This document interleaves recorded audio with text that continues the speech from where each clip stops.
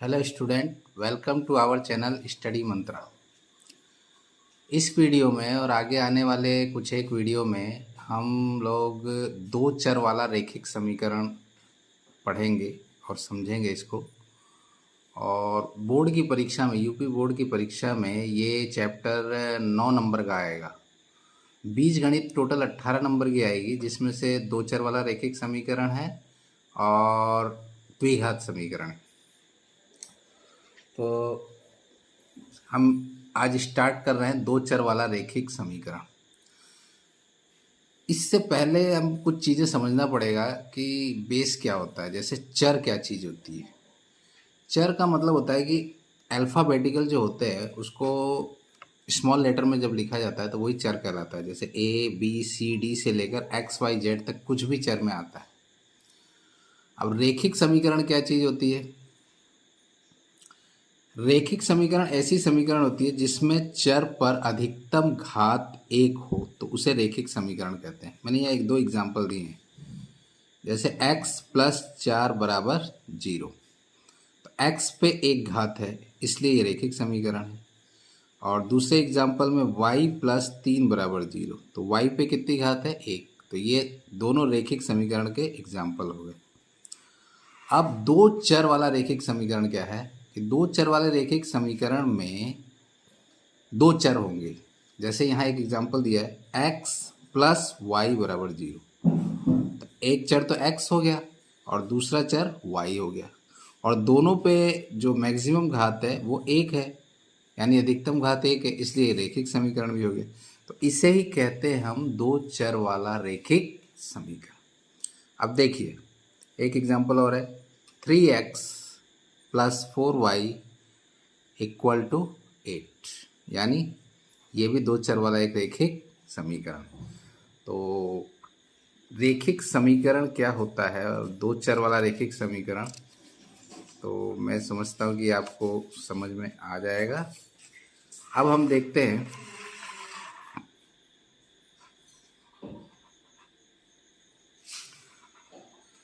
दो चरों में रैखिक समीकरण युग्म। ठीक, ये क्या चीज़ है। माना दो रैखिक समीकरण a1x + b1y + c1 बराबर 0 तथा a2x + b2y + c2 बराबर 0, जहाँ a is not equal to 0, यानी a का मान 0 नहीं होना चाहिए। b1 is not equal to 0, यानी b1 का मान भी 0 नहीं होना चाहिए। a2 का मान 0 नहीं होना चाहिए और b2 का मान 0 नहीं होना चाहिए। अब इसमें कंडीशन क्या है। पहली कंडीशन है कि a1/a2 is not equal to, ये चिन्ह बराबर लिख के और इसको जब काट दिया जाता है तो इसको कहते हैं नॉट इक्वल टू, यानी मान बराबर नहीं होगा। तो a1/a2 is not equal to b1/b2। तो इस स्थिति में दोनों रेखाएं एक बिंदु पर प्रतिच्छेद करती हैं, यानी एक दूसरे को एक बिंदु पर काटेंगी। और क्या होगा इसका मतलब, जो समीकरण युग्म है उसका अद्वितीय हल होता है और ये समीकरण युग्म संगत है। दूसरी कंडीशन क्या है,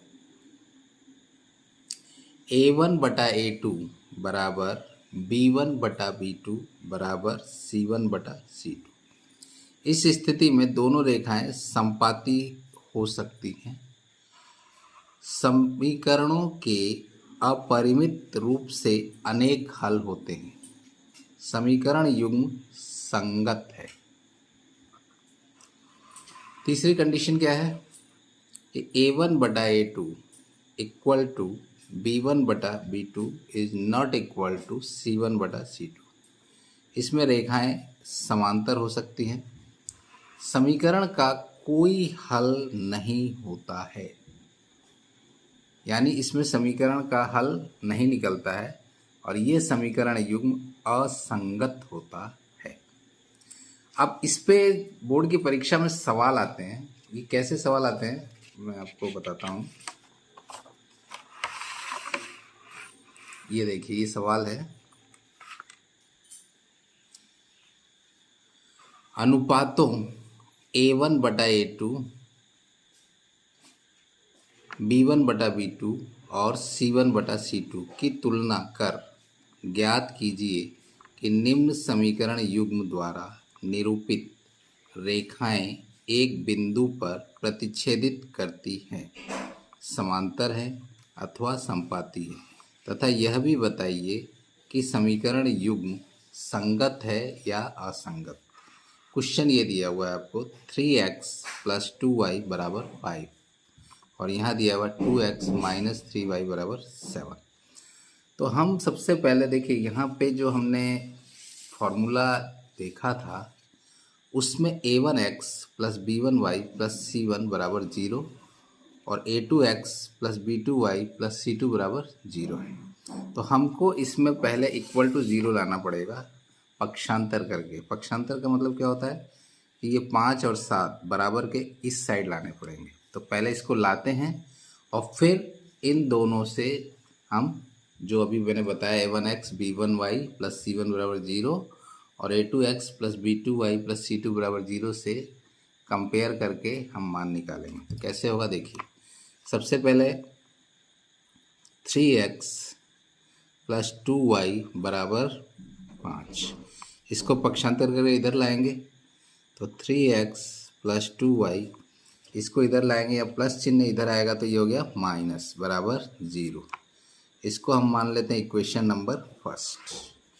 अब इसकी तुलना हम करेंगे a1x + b1y + c1 बराबर 0 से तुलना करने पर। अब जब तुलना करेंगे हम, ध्यान से देखिए, तुलना करेंगे तो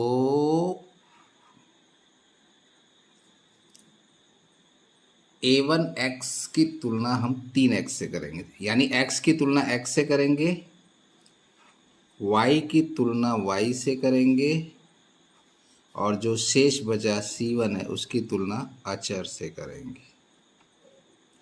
तो ये x से x कट गया, y से y कट गया, तो a1 आया आपका 3, b1 आया 2 और c1 आया -5। ये मान पहली इक्वेशन से निकला। अब ये वाला जो सेकंड है इससे हम इसको भी पक्षांतर करके बराबर 0 करेंगे।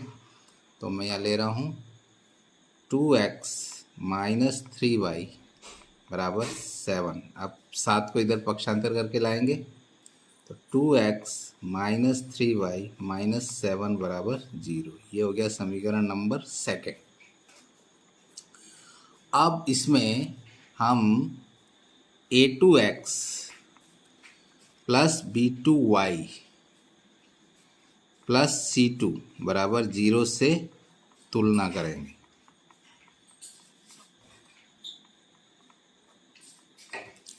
तो a2x बराबर हो जाएगा 2x और b2y बराबर हो जाएगा आपका, अब यहाँ देखिए चिन्ह यहाँ प्लस है या माइनस है, तो हमको यहाँ पे माइनस चिन्ह कंसीडर करना पड़ेगा।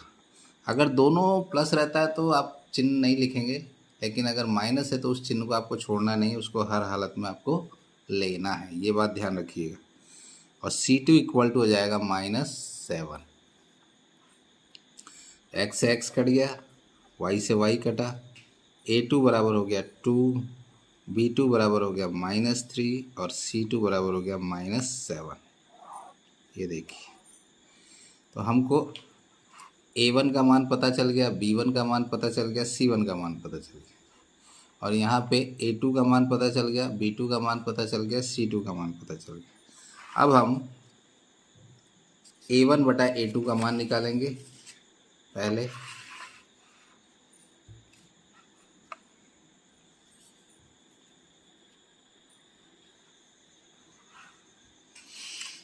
तो a1 बटा a2, a1 का मान यहाँ पे था देखिए 3 और a2 का मान है 2। तो हम यहाँ a1 की जगह रख देंगे 3, a2 की जगह रख दिया हमने 2। अब b1 बटा b2 का मान निकालते हैं, b1 बटा b2। b1 का मान है यहाँ पे देखिए 2 B2 का मान है -3, तो B1 का मान हमने 2 रख दिया, B2 का मान हो गया -3। अब C1 बटा C2 निकालेंगे।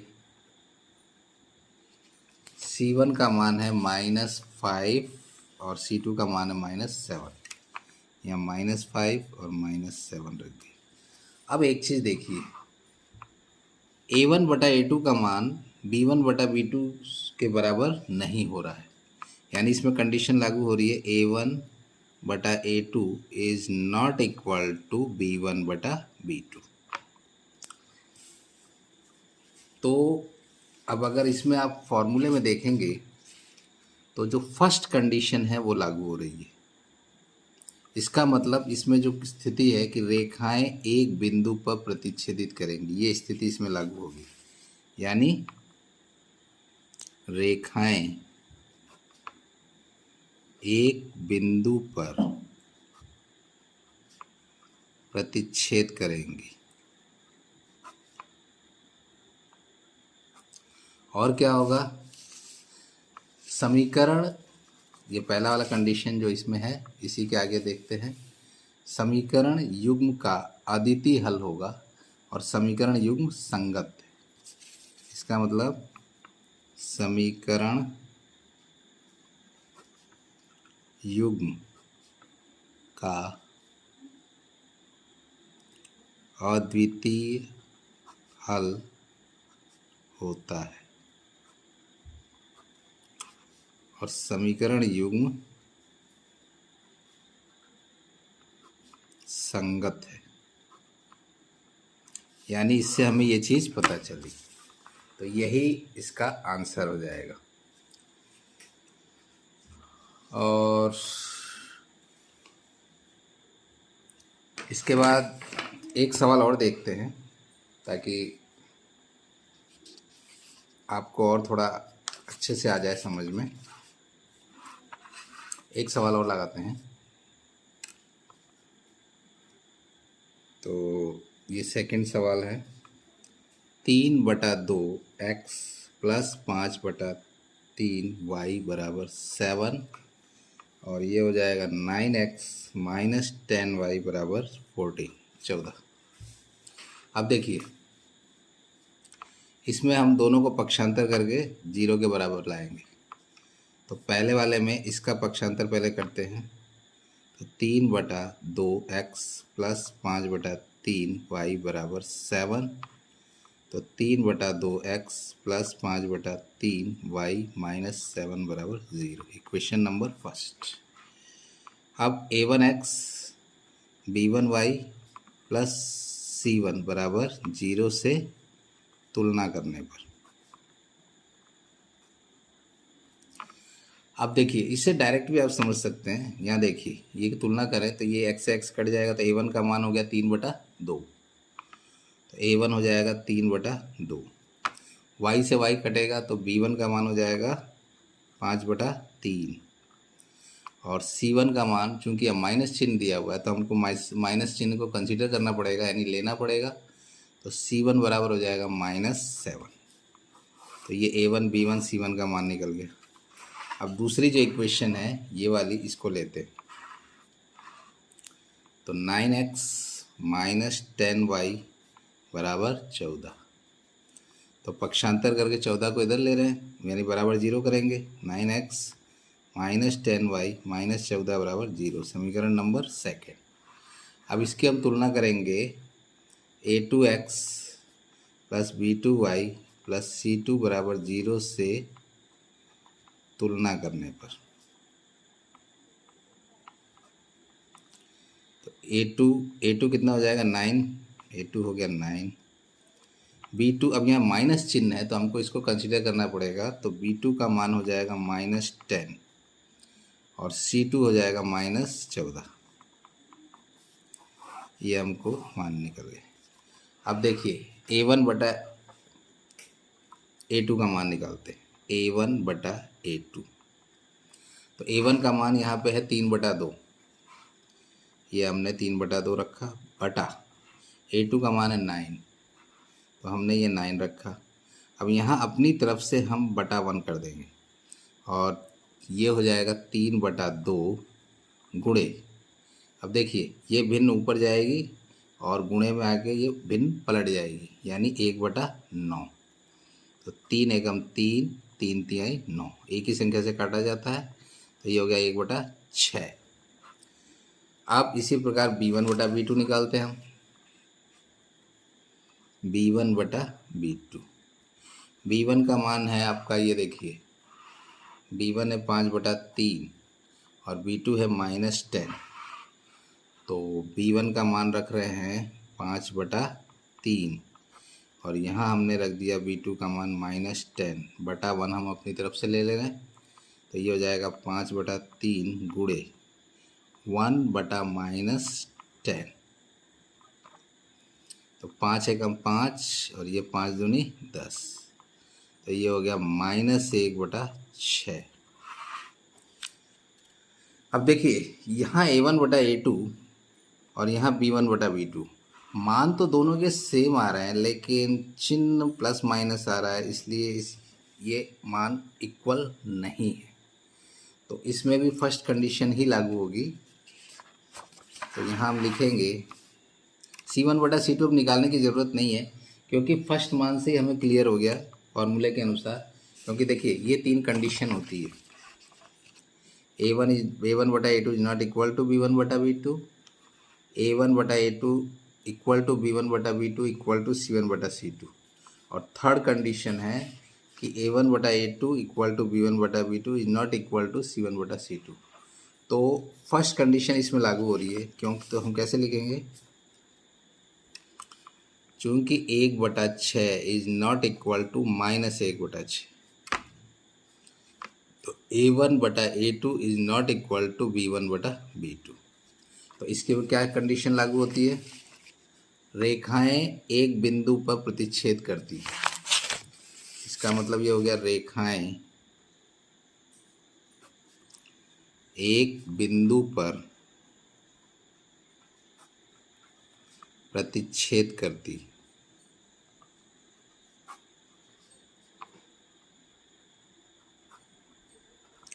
फिर समीकरण युग्म का अद्वितीय हल होता है। समीकरण